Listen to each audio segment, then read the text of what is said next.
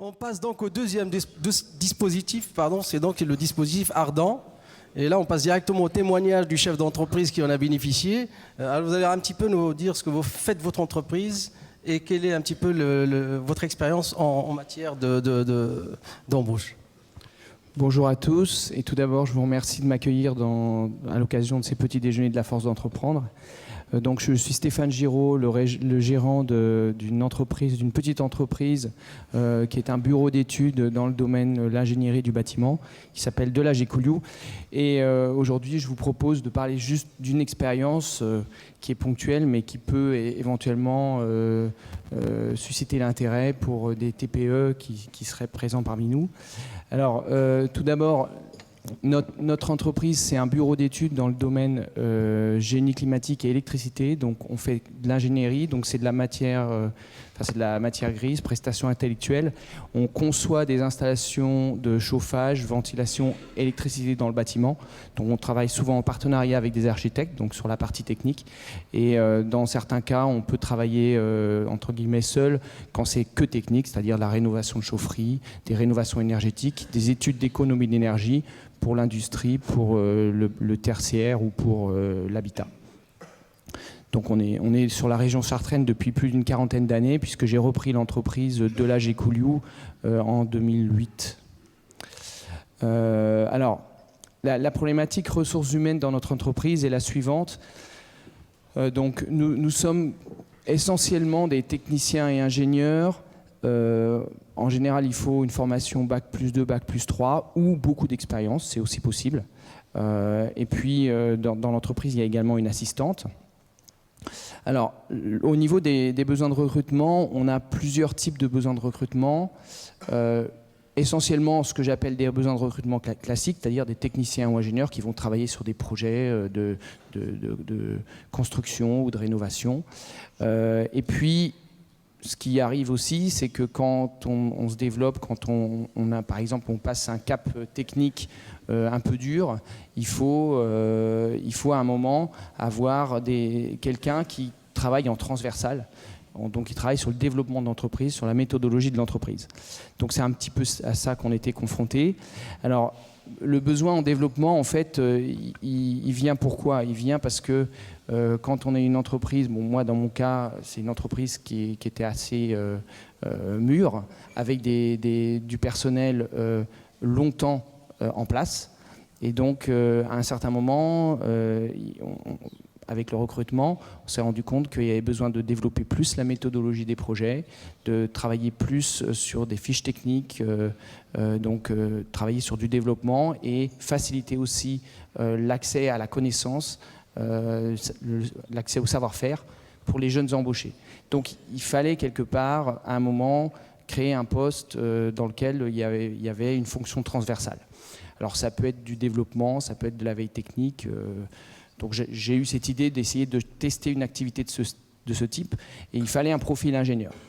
Alors le problème de cela, c'est que comme les temps sont assez durs et que les bénéfices sont assez faibles chaque année, je dirais qu'il faut pouvoir supporter un coût qui est non productif.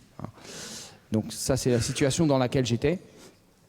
Et par ailleurs, pour les recrutements même classiques, c'est pas forcément évident parce que même les connaissances initiales, sortie de BTS, Bac+2, Bac+3, on n'est pas tout de suite opérationnel, on comprend pas tout de suite les différentes techniques qu'on a dans tous les types de bâtiments, que ce soit du tertiaire, de l'industriel, etc. Donc un embauché est réellement un peu opérationnel après 2 ans, 3 ans et vraiment opérationnel après 5 ans. Donc en fait, c'est la difficulté de notre métier. Alors, quand on aborde en plus la partie pratique, ce qui est compliqué pour un chef d'entreprise, et ça je vous le cache pas, c'est qu'on ne peut pas juger sur 1 ou 2 entretiens, et les périodes d'essai légales sont complètement insuffisantes pour nos métiers, puisqu'on ne peut pas juger au bout de 3 ou 6 mois un ingénieur qui travaille sur un projet qui lui va s'étaler sur plusieurs années. Donc il faudrait en fait pouvoir avoir une période plus longue, et ce n'est pas forcément compatible avec le droit du travail. Donc par rapport à ça, il y a encore une autre difficulté, c'est que les personnes expérimentées, parce que j'ai cherché aussi à recruter des gens expérimentés, je me suis un peu cassé les dents parce que les gens les plus, je dirais les plus compétents sont en région Rhône-Alpes en France, puisque la région Rhône-Alpes est dans notre domaine la plus moteur sur l'efficacité énergétique et les bâtiments basse consommation. Et en fait, pratiquement au moment de signer, les personnes ne se sentaient pas de venir à Chartres. Donc, du coup, j'ai un petit peu remis en cause il y a un manque d'attractivité, vous dites. C'est-à-dire qu'il y a des profils qui ne sont pas mobiles non plus, quoi. Quand ils sont bien installés, ils sont un peu durs à débaucher. Alors, par rapport à ça, moi, j'étais un petit peu confronté à ces difficultés. Donc, je cherchais à recruter. Et donc, la CCI, par l'intermédiaire de M. Aupetit et de M. Jean-Marie Schott, m'ont dit réfléchissez quand même, il y a un dispositif ardent qui existe dans le cas où on veut une activité nouvelle, vous pouvez y réfléchir. Donc j'ai cherché un dispositif de ce type-là.